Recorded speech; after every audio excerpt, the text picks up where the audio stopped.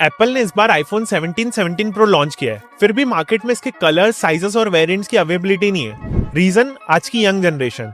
India में 90% से ज्यादा यंग जनरेशन की सैलरी 20-25 हजार रुपए महीना है और ये 90% चीजें 90% की ईएमआई बनवा के ले लेते हैं। और ये है इजी क्रेडिट का ट्रैप, जिसमें इंडिया का जेनजी सबसे आगे है। ध्यान से समझो, आरबीआई का डेटा कहता है कि 2024 में क्रेडिट कार्ड का आउटस्टैंडिंग बैलेंस 2.92 लाख करोड़ तक पहुंच गया था, 2020 से डबल से भी ज्यादा। और शॉकिंग बात यह है कि 40% से ज्यादा नए लोन्स 30 साल के कम उम्र के लोगों ने लिए। इसके पीछे के दो बड़े रीजंस हैं। पहला है इजी एक्सेस, बाय नाउ पे लेटर। इन एप्स की दुनिया में क्रेडिट पहले कभी इतना आसान था ही नहीं। और दूसरा, लो फाइनेंशियल लिटरेसी। इंडिया के सिर्फ 16.7% टीनेजर्स ही फाइनेंशियल लिटरेट है।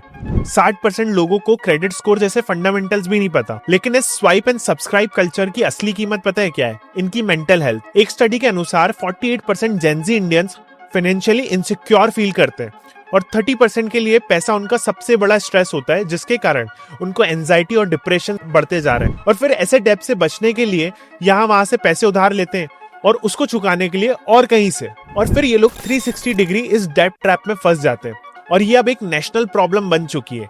इंडिया का हाउस होल्ड डेब्ट टू जीडीपी रेशियो अब तक ऑल टाइम हाई 39.1% पे है। तो मेरा सवाल आपसे है, इस जेनजी डेब्ट ट्रैप को रोकने के लिए सबसे बड़ा कदम क्या होना चाहिए?